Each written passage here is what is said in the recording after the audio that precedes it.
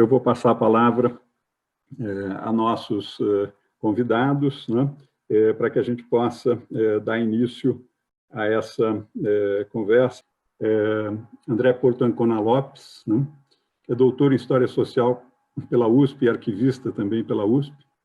Como professor de arquivologia na Universidade de Brasília, dedica-se à pesquisa, orientação e ensino em temas relacionados aos acervos fotográficos. Foi professor convidado na Espanha, Colômbia e Argentina. Publicou mais de 110 trabalhos nessas áreas. É membro do Photographic and Audiovisual Archives Working Group do Conselho Internacional de Arquivos. Fundou e coordena o grupo de pesquisas em acervos fotográficos e a revista Foto e Documento. André, então, com você, bem-vindo.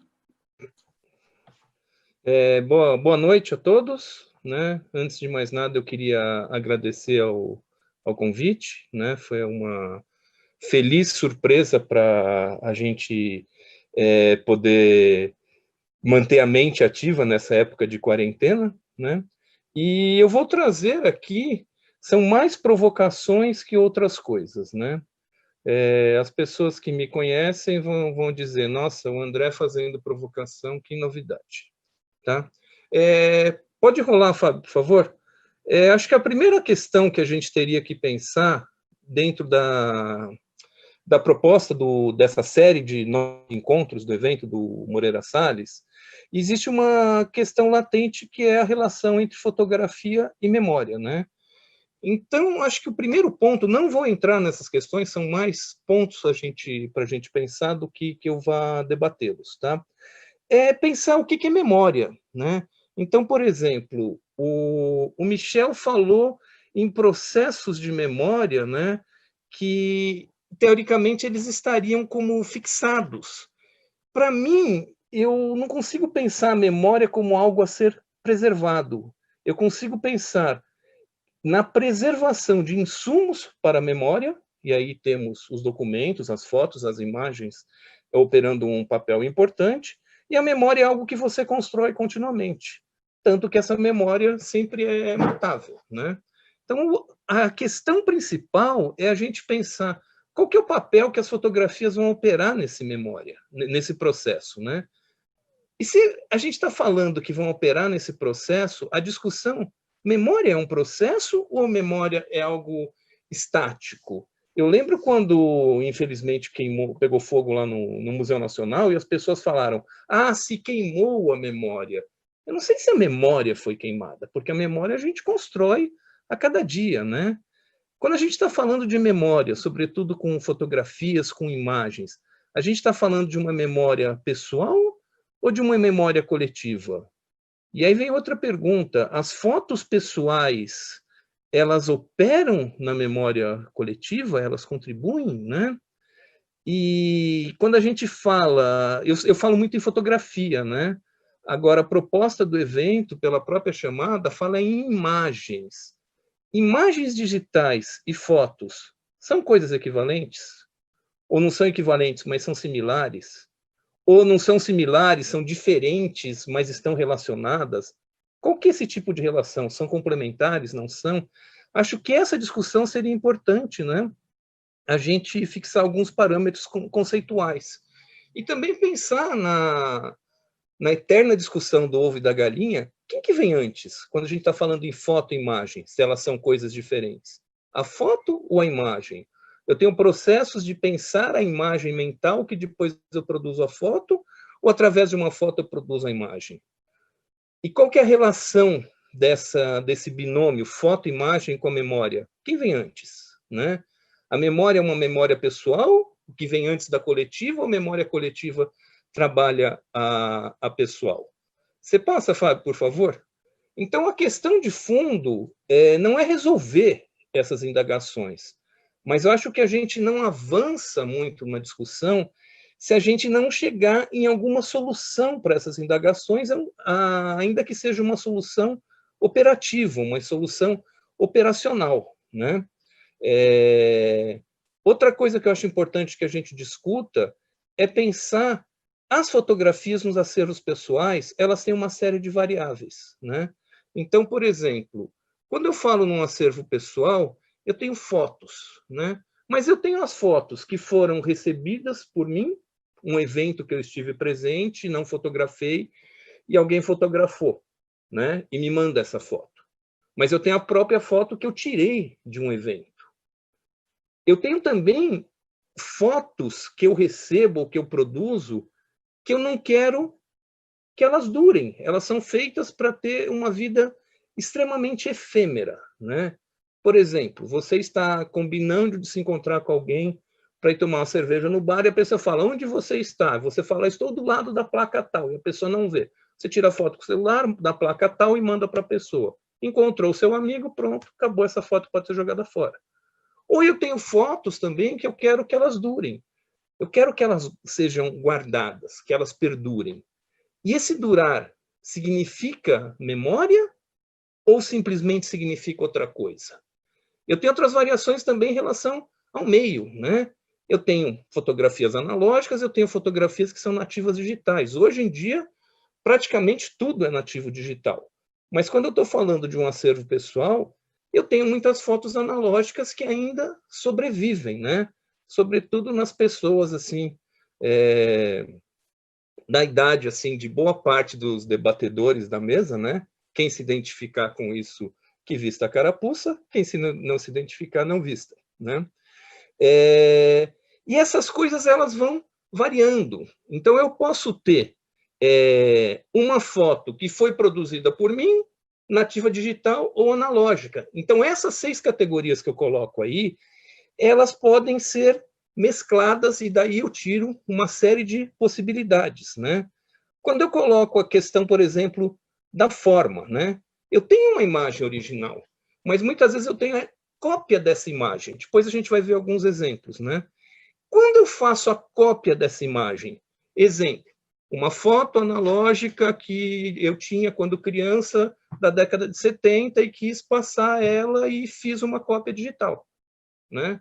Eu criei uma nova forma ou é o mesmo documento, só que com uma outra roupagem, com outro meio, né? Essas questões são importantes. Eu tenho acesso direto ao meu material ou eu recuperei esse acesso, né? O que eu estou dizendo de recuperar, por exemplo, o que é normal, né? Muitas vezes as pessoas falam assim, nossa, André, eu achei uma caixinha cheia de fotos e negativos que eram do meu tio, eu não sei o que fazer. Eu acho que isso já ocorreu com muitas pessoas que estão aqui presentes, né?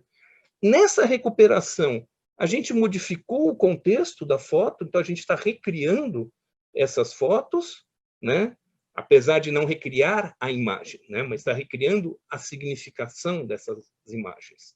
Então, uma foto que era por exemplo, do aniversário do meu avô que tinha lá e chegou isso para mim. Quando isso chega para mim, o sentido que essa foto passa a ter para mim é de memória do meu avô. E a palavra memória não está escolhida por acaso aqui. Mas quando essa foto era do acervo do meu avô quando vivo, não era para a memória minha em relação a ele, era para a memória dele em relação ao seu aniversário, né? Então, há uma mudança de contexto quando eu trago essa foto para o meu arquivo, mesmo que seja um arquivo familiar. Então, quando eu modifico o contexto, eu tenho uma perspectiva de pensar essas fotos no seu contexto original, né? Que seria o papel do documentalista, o papel de uma instituição de guarda de documentos, mas eu também tenho, no ponto de vista de um gestor de arquivos pessoais, né? Das minhas fotos familiares, que eu passo a ressignificá-las dentro do meu contexto atual. Então, a pergunta é, estou produzindo um novo documento ou se trata do mesmo documento? Enquanto o documento físico é o mesmo, mas enquanto significado, o contexto muda bastante porque ela passa a estar inserida numa outra situação. Eu peço ao Fábio que passe próximo slide, por favor. Esse é um exemplo que eu vivi recentemente, né? Essa pessoa loirinha aí no meio da foto sou eu, devo ter, imagino, aí em torno de 4 anos, tá? E as outras 2 pessoas são meus primos. Recentemente, né, há uma semana, foi aniversário da minha prima, Adriana, que é essa menininha que está aí do meu lado.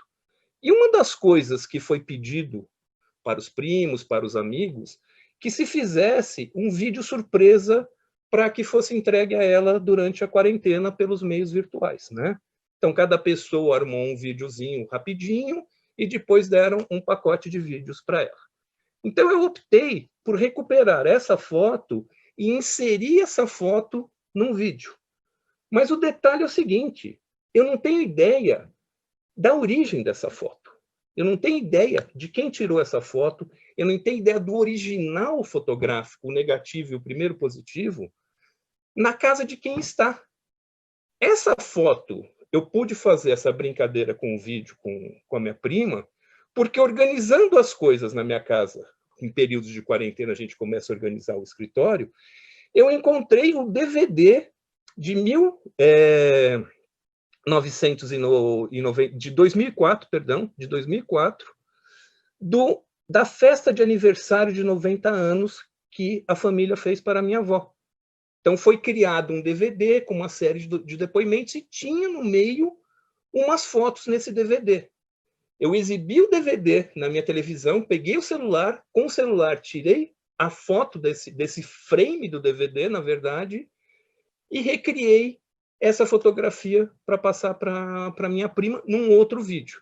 Então, eu tenho aí um processo de ampla ressignificação. Eu não estou mais falando dessa foto da década de 70.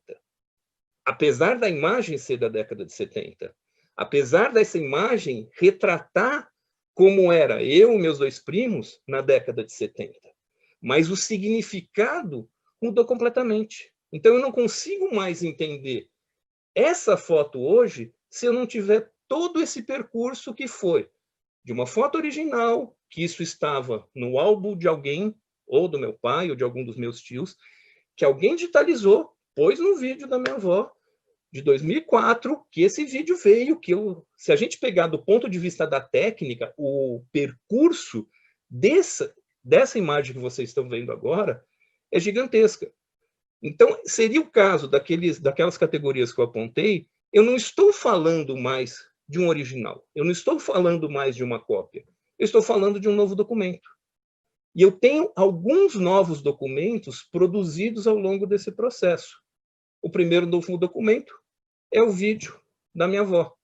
O segundo novo documento que eu vou ter é essa foto recortada por mim. E o terceiro novo documento é o outro vídeo que eu faço para minha prima. Funções completamente diferentes operando aí no universo da memória pessoal, da memória familiar. Tá? Eu queria pedir para o Fábio passar para o segundo exemplo, por favor. Né? Essa foto é uma foto também onde há todo esse procedimento de mudança de significado. Essa foto está no Centro de Fotografia de Montevidéu, né? Representa um casamento, né? E isso foi feito antes do golpe militar do Uruguai. O noivo e a noiva se casaram, posteriormente a menina engravidou, né? E quando ela estava grávida, o casal foi preso, eles faziam atividades de oposição ao regime, né? Que aí já vem a ditadura uruguaia, e o único registro que o filho que nasceu desse casamento tem dos pais é essa foto, né? O menino era pequeno quando o casal é capturado e ele vai ser criado por uma tia, por uma avó, não sei, né? E essa foto, que num dado momento, no arquivo familiar do casal, era a foto que representava o casamento, passa a ser para o filho uma foto que representa outra coisa. E essa foto ela vai representar uma terceira coisa ainda, porque ela vai ser agregada numa série de trabalhos que o Centro de Fotografia de Montevidéu faz sobre memórias da época da ditadura e criam-se falsos álbuns familiares com registros desse tipo, né? Então, essa foto tem uma outra história ainda. Foi publicada num artigo, esse artigo foi traduzido para o português, foi publicado na revista que eu coordeno no ano passado, e de lá eu recortei a foto. Então, eu tenho N significados que vão sendo modificados ao longo do período, ao percurso desse documento, e todos esses significados, de alguma maneira, eles têm relação direta com construções de memória, mas são memórias diferentes. É a memória do casamento do casal, né, quando eram vivos, é a memória dos pais do rapaz, né, quando os pais são desaparecidos, passa a operar um significado muito importante, aí já fazendo parte de um contexto de denúncia à ditadura, de um contexto de denúncia aos desaparecidos, e opera, né, no sentido de uma memória coletiva com um viés político bastante marcado, né, a mesma imagem. Por isso que eu acho sempre importante a gente pensar, imagem é uma coisa, documento também é outra coisa, eles se relacionam, né? E pensar nesses percursos que a gente vai copiando essa informação ou reciclando essa informação, porque muitas vezes não se tratam de cópias, às vezes é o mesmo documento original, né? Mas que passa a ter outros significados. Então, pensar que uma fotografia que a gente tira num dado momento, ela pode, num momento posterior, ter um significado completamente diferente para nós mesmos, por uma nova reinterpretação, ou por outras pessoas, ou inclusive, no caso dessa, né, que é uma foto diferente, uma imagem diferente do exemplo familiar que eu coloquei, que não mais diz respeito somente à situação familiar do rapaz, ela passa a ter um peso na história política do Uruguai importante. Pediu o Fábio passar o terceiro exemplo, né? Esse exemplo é um exemplo argentino, também tem a ver com desaparecidos políticos. É um trabalho fotográfico do Gustavo Germano, né? Não sei se vocês já ouviram falar. Ele fez depois umas séries no Brasil, na Colômbia, etc., que chama Ausências. O que são essas séries? Ele tem uma série de fotografias, onde a primeira foto, a que aparece aqui em cima agora, são fotos de antes dos desaparecimentos. Essa foto, na verdade, é a foto original que ele copia, né? E a foto de baixo, ele recria cenários o mais similar possível da foto original, sem as pessoas que são os desaparecidos políticos. Então, essa foto é muito marcante, porque a menina, no meio, teve os pais desaparecidos e, quando é tirada a fotografia, 20 anos depois, né, já é uma moça mais crescida, mas um cenário semelhante e as ausências. Então, nesse caso, também tem uma construção de significado pelo que a imagem não mostra, né? As pessoas que não estão presentes na foto 2. E eu tenho uma outra questão importante em termos de documento, que é pensar que a foto 1 sozinha é de uma recordação familiar, exatamente do mesmo tipo daquela que a gente viu do Uruguai. Que a foto 2 sozinha, que mostra só a moça e uma cortina, ela também não tem uma mensagem muito forte, mas a articulação das duas juntas produz um documento único, que tem que estar articulado. Então, novamente, eu preciso entender o conceito do documento para entender como é que isso opera, e aí com todos os desdobramentos que a gente está colocando a respeito da memória, né? Então, são 3 exemplos que eu busco articular parte daquelas categorias que eu elenquei no segundo slide. E, para concluir, eu queria pedir que o Fábio passasse o último slide, né? De novo, eu lanço perguntas, né? Primeira pergunta, como que a gente vai identificar as categorias desse tipo de ocorrência, né? Ou seja, eu tenho uma foto que é reciclada, eu tenho uma foto que não é reciclada, mas ela é ressignificada, eu tenho uma foto que era analógica, foi reproduzida digitalmente, eu posso ter uma foto que foi nativa digital, reproduzida digitalmente também, né? O que eu vou fazer com cada uma em relação à sua gestão? Que tipo de gestão que eu vou fazer?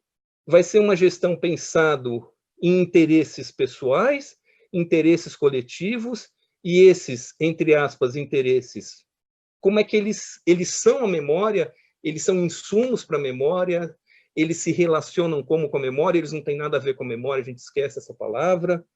São questões que estão abertas, né?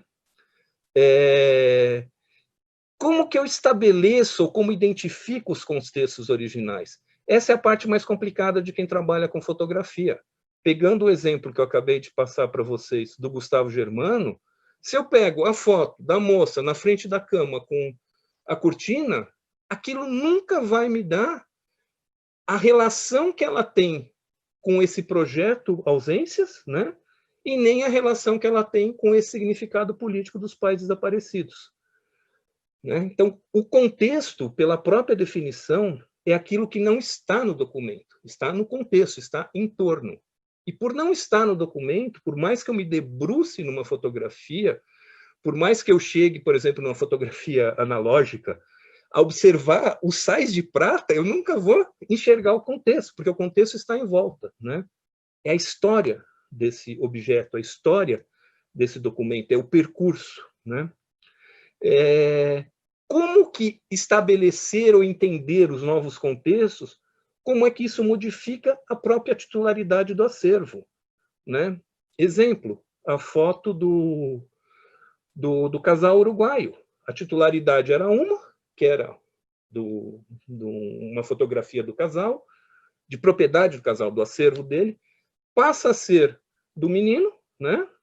E depois essa foto doada ao Centro de Memória de Montevidéu passa a integrar um outro projeto, que é o álbum de família. Né? E a grande questão, até onde uma nova ressignificação vai estabelecer um novo contexto? A palavra-chave aí é a questão do contexto. E aí eu posso estar pensando em documentos diferentes, mesmo que eles estejam as mesmas informações visuais. Então, por isso, quando a gente fala assim, eu vi essa foto na internet. Não, você viu a imagem na internet.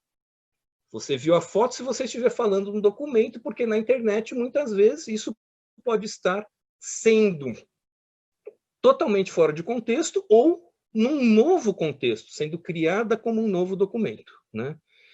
Então, mais do que colocar essas provocações, né, eu queria defender aí a necessidade da gente ter um olhar documental e, sobretudo, entender o contexto das fotografias para pensar aí em como que a gente faz uma gestão, se a palavra é gestão, não sei, de documentos pessoais, imagéticos ou fotográficos, também há que ter uma discussão conceitual sobre isso, para algo que a gente vai entender como memória, né? Que também necessita uma definição conceitual mais ampla. O Fábio, passa o último slide, só, por favor, e com isso eu encerro, né? E deixo aí o contato do meu e-mail, para quem quiser entrar em contato, e também a página do grupo de pesquisa, onde pode ter acesso à revista e tudo mais. Tá? Agradeço mais uma vez pelo convite. Foi muito bom, André, queria te agradecer. Eu acho que trouxe, na verdade, algo muito significativo no pensar mais sistematicamente essas questões, que são questões fundamentais, né, quer dizer, para que se possa compreender aquilo que você chamou realmente, né, daquilo que o que forma a memória, né? Quer dizer, na verdade, os insumos para a memória, né? Que são esses registros e que, na verdade, a sua própria pesquisa, o seu entendimento e compreensão é que permitem as construções de narrativas, né? Que são tão importantes e tão necessárias. Portanto, muito obrigado. Há um grande número de comentários e perguntas muito interessantes, e eu acho que a gente não vai conseguir se aprofundar em todas elas, mas eu ia fazer uma seguinte sugestão, tentar, talvez, em 2, 3 minutos, fazer uma leitura muito rápida para todo mundo dessas perguntas, ou de boa parte delas, e depois deixar um pouquinho com que todos nós, ou cada um de nós, fizéssemos um comentário aqui e ali, que se não responder integralmente, tentando fazer uma síntese. Rinaldo Morelli comenta: quantificar não é o desafio é qualificar, filtrar. Rinaldo Morelli comenta: a fotografia sem um suporte material se tornou volátil e intangível. A memória imagética será a partir das fotos que sobreviverem a isso tudo que vivemos hoje.